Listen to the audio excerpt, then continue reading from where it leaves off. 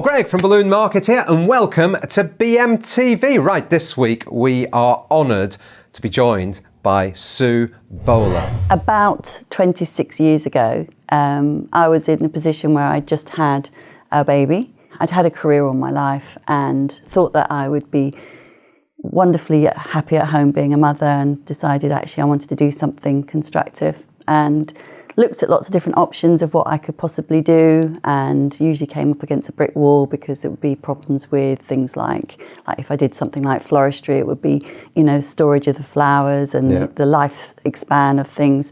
So I was just looking for the perfect solution, really. And in those days, we didn't have the internet or anything else to troll through. So I used to get Trader magazine, and that was one of my big sources of inspiration. And just one day, I happened to read a one-line advert that just said the word balloons, and just completely opened a sort of thought, balloons, what about balloons? So I rang this number. That was the start, really. It was about 2 weeks before Valentine's Day. I thought, right, I'm going to do this, and set myself up and sold balloons, deliveries for Valentine's Day.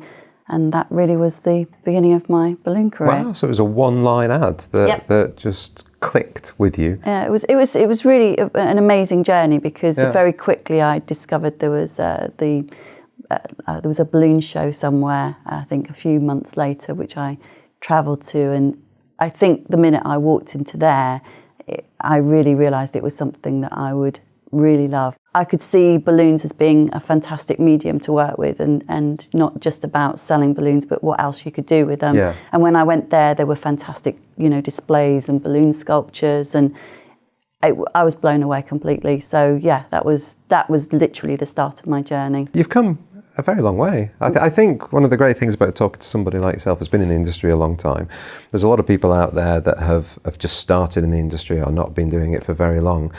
And I'm sure there's quite a lot of people that are out there thinking, oh, come on, the business isn't working.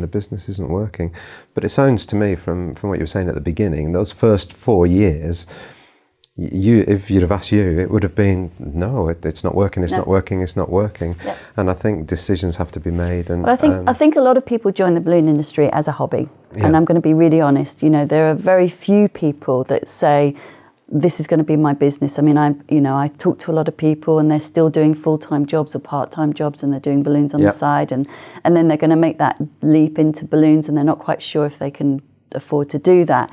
And I think it's such an easy industry to get into in terms of investment. You don't have to invest a lot of money to start. But I do think there's a big misconception. I think people think that business will naturally come to them. And it doesn't. If you've got a shop and you work really hard and you've got a fantastic shop window and you're showing off what you can do, you've got more opportunities for people to notice you.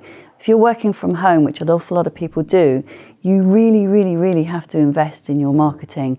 And if you don't invest in your marketing, then you're just not going to get seen. And, you've got to be able to look at what you're doing as a business and not as a hobby, because if you treat it in a hobby, which is what I did for the first 4 years, it doesn't really matter if I don't get work next weekend, or it doesn't really matter if I only charge this for it.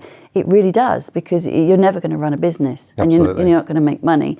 It sounds a bit awful, really, but you have to think, if you keep doing friends parties for nothing and family parties for nothing, there's no value to what you're doing. Absolutely. And you, as much as you might be happy and generous in doing it, you've got to think, well, this is my business, so I am going to have to charge for it. I'm going to have to be honest and treat it that way. There's something that we do. I think a lot of people expect, so if you've got a friend, they do something on the cheap. However, I'm the other way. If I've got a friend that's got a business and I'm asking them for their service, I want to give them the full amount, because I think it's worth it, and I'm helping them grow their business, and so I don't want any discount from any friends or family that might be in business. Like, no, let me pay you what it is you're worth.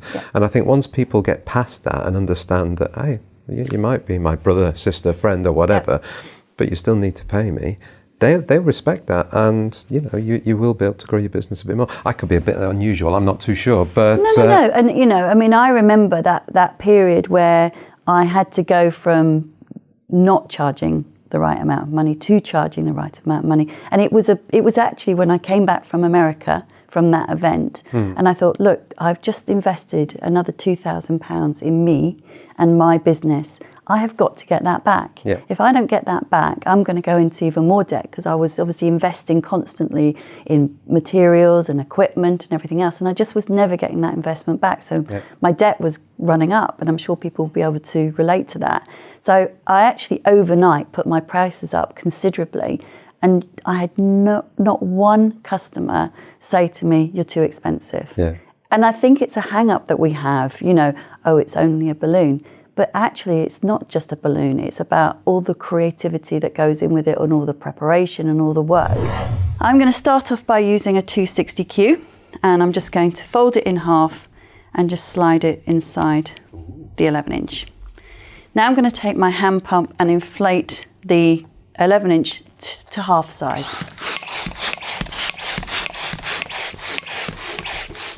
Don't need it fully inflated, because it's not going to be fully inflated. So you can see I've got the end and the opening still outside of the balloon. Yeah. I prefer to go to using a pocket pump now. It's much easier to control, because I've got to basically hold everything together and inflate the 260Q inside. Okay. So using the tip of the pocket pump, just going to slide that inside. So I've got the nozzle right the way into the neck like that. So I'm now holding the balloon, the 260Q in the pump, and I'm going to inflate the 260Q so it literally creates a circle around the 11-inch. Okay. So a bit hard to see because it's red inside red, but you will at a point start seeing the balloon start to change shape. Trying to see if I can. Sometimes you can actually, when you're practicing this, it might be good to do it in a diamond clear. Yes. So you can actually see what's going on. But can you feel? You can see the rim of it there. Oh yeah, yeah. Yeah. So it's now started to form its shape around the balloon. Okay, I can see it here as well. Yeah. So I've got a nice shape going on here. So that's great. So what I need to do now is pull on both the ends, make sure that they are straight. I can actually let a little puff of air out, like we should always do with a modelling balloon. And now I'm going to tie those end to end. So that's the 11-inch balloon we're here going down. Yeah, the 11-inch is trying to go down. But that doesn't matter. No, not at all. We need to just make sure the 260 is knotted inside. Now, this is one of the hardest parts. What we want to do is I'm going to just trim those off a little bit. What we want to do now is we want to reposition the neck from the edge to the middle. Okay. Because we want to attach it here, and obviously we don't want it like that. But you can see this great. This actual shaping is wonderful. Things like clown's feet and ears and all sorts of things. But we're going to change the positioning. So what I tend to do is I push and roll the balloon. So you can see the knot of the balloons there, and now the neck. So we can just now let the air out.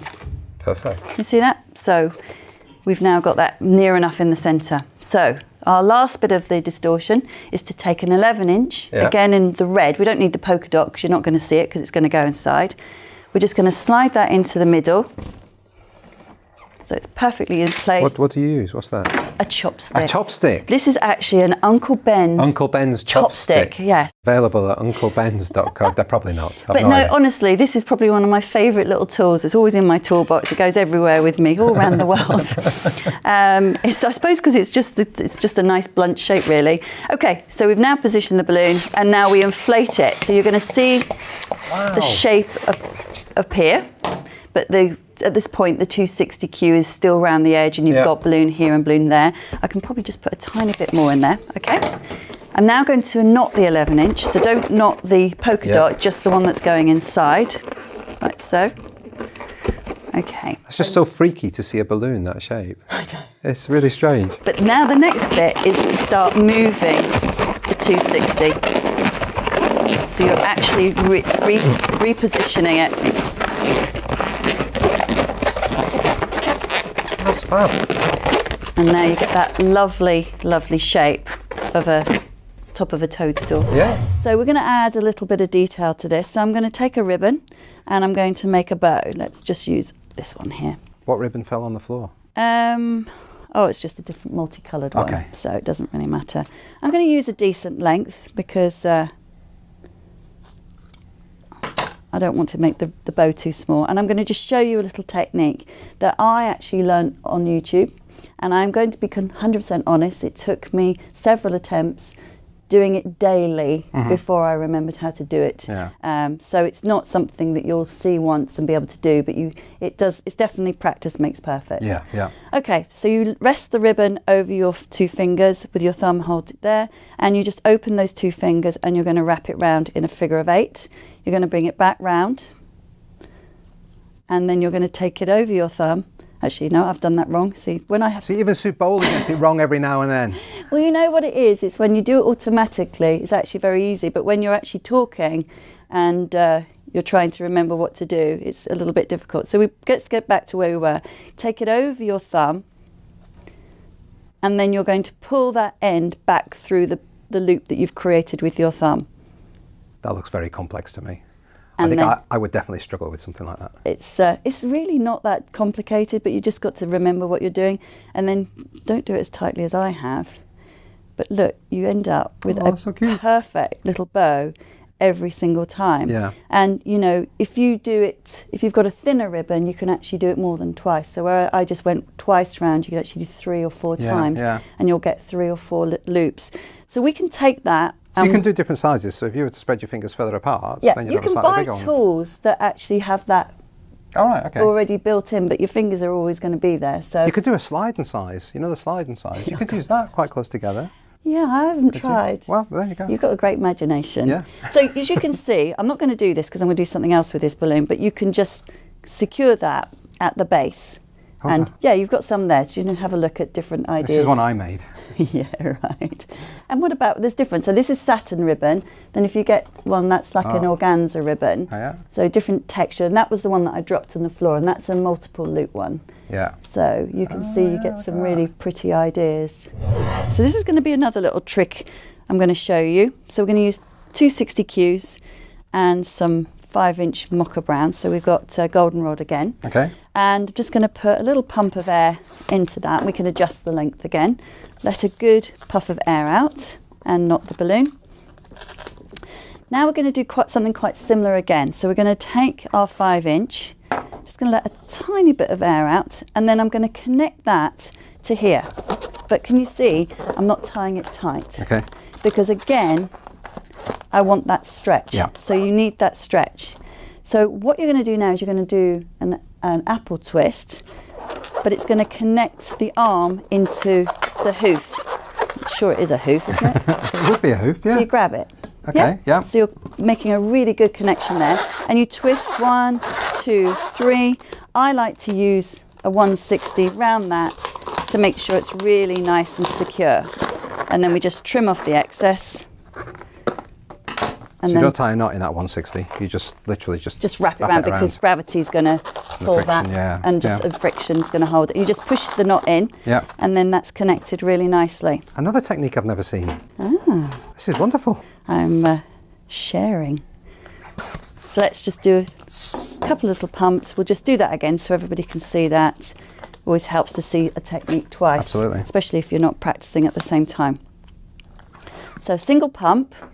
Let a little bit of air out, then we're going to attach it directly onto the 260, but not tightly, so you can see it's that stretch that's really, really important. Doesn't look anything great there, but it allows you to push that into the balloon, to grab it, to twist 1, 2, 3, take your other bit of scrap, wrap it round maybe 2 or 3 times, trim off the excess.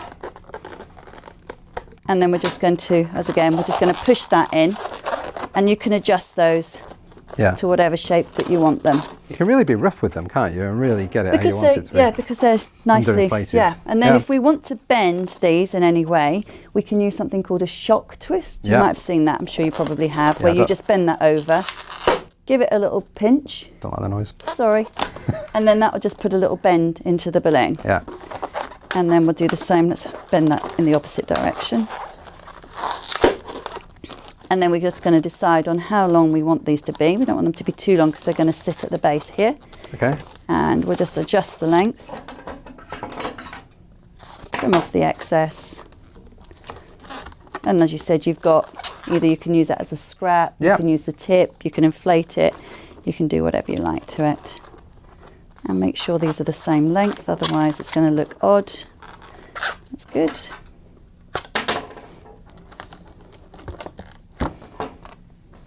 And the secret to this now is to tie them into a duplet, but you need to leave a stretch between them so that when we pull it into the cluster at the base, it's got somewhere to go. Otherwise, if we tie them tightly and we try and pull them into a cluster, it forces it and it doesn't do any good at all.